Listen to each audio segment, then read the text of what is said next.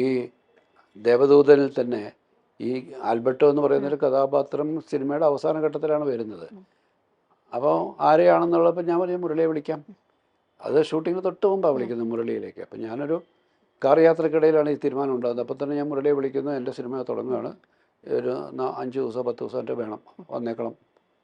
എന്താണ് കഥയൊന്നും ചോദിക്കുന്നില്ല, ഒന്നുമില്ല, എൻ്റെ സിനിമയാണെന്നുള്ളത് മാത്രമേ അതിൻ്റെ ഒരു ക്രൈറ്റീരിയ ആയിട്ട് മുരളിക്കുള്ളൂ. മനോരഥങ്ങൾ സിനിമയുടെ ഫംഗ്ഷന് വെച്ചിട്ടാണ് സാറിൻ്റെ യങ് ജനറേഷനിൽ ഏറ്റവും കൂടുതൽ സിനിമകളിൽ അഭിനയിച്ചിട്ടുള്ള ആസിഫാണ്. അപ്പോൾ ആസിഫിന് ഒരു അൺഫോർച്ചുനേറ്റ് ആയിട്ടുള്ളൊരു വിഷയമുണ്ടായി. നമ്മൾ സോഷ്യൽ മീഡിയയിലാണെങ്കിലും മൊത്തത്തിൽ നമ്മുടെ സമൂഹത്തിനിടയിൽ വലിയൊരു ചർച്ചയായ ഒരു വിഷയം സംഭവിച്ചിരിക്കുന്നത്. സാർ അത് നേരിട്ട് കണ്ടൊരു വ്യക്തിയാണ്. സാർ എന്താണ് അതിനെപ്പറ്റി പറയാനുള്ളത്? ഞാൻ നേരിട്ട് കണ്ടില്ല, ഞാൻ അവിടുന്ന് പോകുന്ന ശേഷമാണ്. ഞാൻ 8:30 അവിടുന്ന് പോകുന്നു. അപ്പോൾ അവരുടെ പരിപാടി ഇങ്ങനെ ഒത്തിരി സ്ട്രെച്ച്ഡ് ഔട്ട് ആവുന്നുണ്ടായിരുന്നു. കാരണം ഈ 9 ഫിലിംസിൻ്റെയും ആൾക്കാരെ സ്റ്റേജിൽ വിളിച്ച് ആദരിക്കുകയും അവരിൽ പലരും സംസാരിക്കുകയൊക്കെ ചെയ്ത് കുറച്ച് എക്സ്റ്റെൻഡഡ് ആയിപ്പോയി. എനിക്കപ്പം അവിടുന്ന് 9 മണിക്ക് ഒരു സ്ഥലത്തേക്ക് എത്തണമുണ്ടായിരുന്നു. ഞാൻ 8:30 മണിയായപ്പോൾ അവിടുന്ന് ഇറങ്ങി. ഞാൻ പിറ്റേ ദിവസം രാവിലെ ആരോ എൻ്റെ അടുത്ത് പറയുമ്പോഴാണ് സോഷ്യൽ മീഡിയയിലേക്ക് ഇന്നലെ എൻ്റെ അടുത്ത് പറഞ്ഞാൽ ഞാനവിടെ ഉണ്ടായിരുന്നുള്ള ധാരണയിലായിരുന്നു. പക്ഷെ ഞാൻ കണ്ടില്ല. പിന്നെയാണ് ഞാനതിനെ പറ്റി അന്വേഷിക്കുകയും കാണുകയും ചെയ്തത്. ആ സംഭവം നിർഭാഗ്യകരമായി പോയി. പക്ഷേ അത് ഇനി ഒരു വലിയ ചർച്ചയ്ക്ക് വിഷയമാക്കേണ്ട കാര്യമില്ല. കാരണം ആസിഫ് അതിനോട് റെസ്പോണ്ട് ചെയ്തതാണ് എൻ്റെ ഏറ്റവും മനോഹരമായ ആ ഒരു ഇൻസിഡൻറ്റ് ഏറ്റവും മനോഹരമായിട്ട് ഹാൻഡിൽ ചെയ്യാൻ അവന് കഴിഞ്ഞു എന്നുള്ളതാണ്. കാരണം എനിക്ക് അവനോട് വലിയ സ്നേഹവും ബഹുമാനവും തോന്നിയത് അതുകൊണ്ടാണ്. കാരണം ആരും ഇതല്ലാത്ത രീതിയിൽ പ്രതികരിച്ചൊക്കെ ആയിരുന്നെങ്കിൽ അത് കൂടുതൽ വഷളായിപ്പോയനെ. അദ്ദേഹത്തിന് തെറ്റ് പറ്റിയതാണോ, അദ്ദേഹത്തിൻ്റെ അപ്പോഴത്തെ മാനസികാവസ്ഥ അങ്ങനെ ഒരു മാനസികാവസ്ഥയിൽ നിന്നുകൊണ്ട് അദ്ദേഹം അങ്ങനെ പെരുമാറിയതാണ്. അതിലെ ശരി തെറ്റുകൾക്കാണോ അപ്പുറത്തേക്ക് ആസിഫിൻ്റെ ശരിയാണ് ഞാൻ നോക്കി കാണാൻ ആഗ്രഹിക്കുന്നത്. അതാണ് നമ്മുടെ ഒരു സഹജീവിയോട് കാണിക്കേണ്ട. നമ്മളെ അല്പം അറിഞ്ഞോ അറിയാതെ ഒരാൾ വേദനിപ്പിച്ചാലും തിരിച്ച് അതേ നാണയത്തിൽ മറുപടി കൊടുക്കുകയല്ല, അത് ക്ഷമിക്കാനും പൊറുക്കാനും അതിനെ ചേർത്ത് നിർത്താനുള്ള, ആ വ്യക്തിയെ ചേർത്ത് നിർത്താനുള്ള ഒരു മനസ്സുണ്ടാകുക. അതാണ് ഏറ്റവും പ്രത്യേകിച്ച് ഈ കാലഘട്ടത്തിൽ ആവശ്യം. അതിന് ഏതൊക്കെ ഡയമെൻഷനിലേക്ക് ആൾക്കാർക്ക് വളർത്തി കൊണ്ടുപോകാമായിരുന്നു. ആസിഫിൻ്റെ ഒരു ഇടപെടലാണ് അത് ഇല്ലാതാക്കി തീർത്തത്. ചിരിച്ചുകൊണ്ട് മാത്രം അത് നേരിടുക എന്ന് പറയുന്നത്, ആ ചിരിക്ക് ഒരുപാട് അർത്ഥമുണ്ടല്ലേ സർ? തീർച്ചയായിട്ടും. ആ ചിരിക്കും അടുത്ത ദിവസം നടത്തിയ പത്രസമ്മേളനം, ആ പത്രസമ്മേളനം നടന്നു കഴിഞ്ഞിട്ട് ഞങ്ങൾ തമ്മിൽ കണ്ടു. എനിക്കറിയത്തില്ല. അപ്പോൾ പത്രസമ്മേളനം എന്നെ കാണാനായിട്ട് വന്നു ഇവിടെ ഇതേ ഓഫീസിൽ. ഇവിടെ വന്നപ്പോൾ ഞാനിങ്ങനെ ആ കാര്യത്തെപ്പറ്റി ചോദിച്ചു. അന്ന് രാവിലെ ഞാൻ അയാളെ വിളിച്ചിരുന്നു. അപ്പോൾ അയാൾ പറഞ്ഞു ഇങ്ങനെയൊക്കെ സംഭവിച്ചു സാർ, എനിക്കറിയില്ല എന്താ സംഭവിച്ചത്, എനിക്കും പിടുത്തമില്ല എന്നൊക്കെ പറഞ്ഞിരുന്നു. പക്ഷേ വന്ന് ഉച്ച കഴിഞ്ഞിട്ട് ഈ പത്രസമ്മേളനം കഴിഞ്ഞിട്ട് ഇവിടെ ഈ റൂമിൽ തന്നെ എന്നെ കാണാൻ വരുന്നു.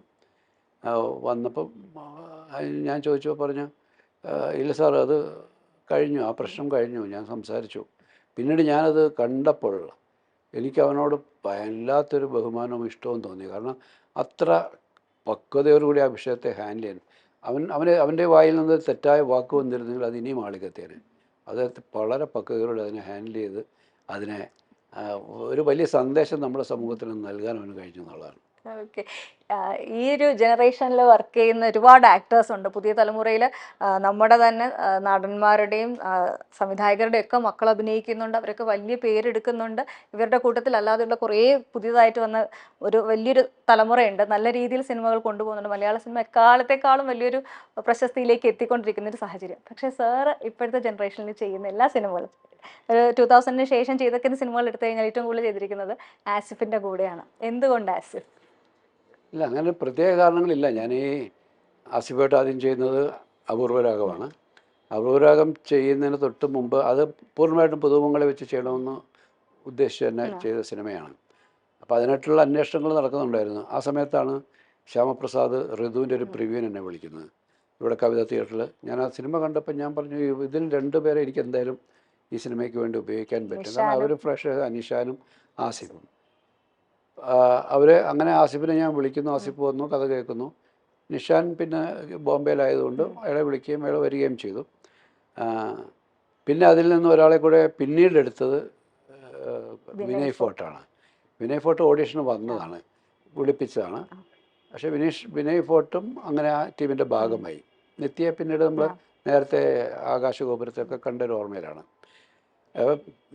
എനിക്ക് ആസിഫിനോട് തോന്നിയ ഒരു താല്പര്യം എന്ന് വെച്ചാൽ അവൻ ഭയങ്കര സിനിമയോടുള്ള വല്ലാത്ത പാഷനുണ്ട്.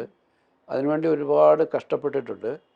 അതിനുമപ്പുറം അവനൊരു ജെന്യുവിൻ ആക്ടറാണെന്ന് തോന്നി. അവനൊട്ടും ആർട്ടിഫിഷ്യലല്ല. അവൻ ചെയ്യുമ്പോൾ ആ സിനിമയിൽ തന്നെ, പ്രത്യേകിച്ച് ആ സിനിമയിലൊരു രംഗമുണ്ട്, അവൻ സ്വന്തമായിട്ട് കൈ മുറിക്കുന്ന ഒരു രംഗമുണ്ട്. ആ രംഗം ഷൂട്ട് ചെയ്തിരിക്കുമ്പോൾ എനിക്ക് മനസ്സിലായി ഇവൻ ഇവിടെ നിൽക്കാനുള്ളവനാണ് എന്നുള്ളത് തോന്നി. അത് എനിക്ക് ആ ഒരു മൊമെൻ്റാണ് ഞാൻ ആസിഫിൽ ഒരു നടനെ കണ്ടെത്തുന്നത്. ചെയ്തതെല്ലാം നന്നായി ചെയ്തു, പക്ഷെ അവന് പെർഫോം ചെയ്യാൻ കിട്ടിയ ഒരു സ്പേസ് അതായിരുന്നു ആദ്യമായിട്ട്. മറ്റെല്ലാവരുടെയും കൂട്ടത്തിൽ നിൽക്കായിരുന്നു, പക്ഷേ ഈ ഒരു സീനിലാണ് അവൻ ഡോമിനേറ്റ് ചെയ്യുന്നത്. അവിടെ അവൻ ആ സീനെ ഭയങ്കര അവൻ ഡോമിനേറ്റ് ചെയ്യേണ്ട ഒരു സീനാണ്. അത് വളരെ ഭംഗിയായിട്ട് അവൻ ചെയ്തു. അതുകൊണ്ടാണ് പിന്നെ പലപ്പോഴും ഒരു കഥ വരുമ്പോൾ ആസിഫിലേക്ക് ചിന്ത പോകുന്നത്. സാറിന് ഇപ്പോഴത്തെ തലമുറയിലെ അഭിനേതാക്കളിൽ സാറിന് ഭയങ്കരമായിട്ട് വർക്ക് ചെയ്യണം എന്ന് ആഗ്രഹമുള്ള ഒരു ആക്ടർ, ഫീമെയിൽ ഓർ മെയിൽ, അങ്ങനെ പറയുകയാണെങ്കിൽ? ഒരുപാട് പേര് നല്ല ആക്ടേഴ്സ് നമുക്ക് പുതിയ തലമുറയിലുണ്ട്.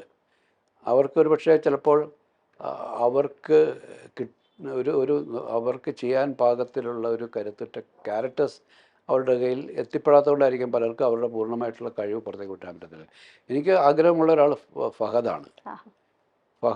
കാരണം ഫഹദ് എൻ്റെ ടൈപ്പ് ഓഫ് സിനിമകൾക്കുള്ള ഒരു ചെയ്യാൻ അത്രയും ഇൻറ്റൻസ് ആയിട്ടുള്ള സിനിമ ചെയ്യാൻ പ്രാപ്തരാണ്. ബാക്കി എല്ലാവരും അങ്ങനെ തന്നെയാണ്. പലർക്കും പല റേഞ്ചാണ്, പല പക്ഷെ ഫഹദാണ് അതിനകത്ത് ഏറ്റവും. ഫഹദ് തന്നെ പലയിടത്തും പറഞ്ഞതായിട്ട് ഞാനും കേട്ടു, സദയം പോലൊരു കഥാപാത്രം എനിക്ക് ചെയ്യാൻ ആഗ്രഹമുണ്ടെന്ന് പറയുന്നത്.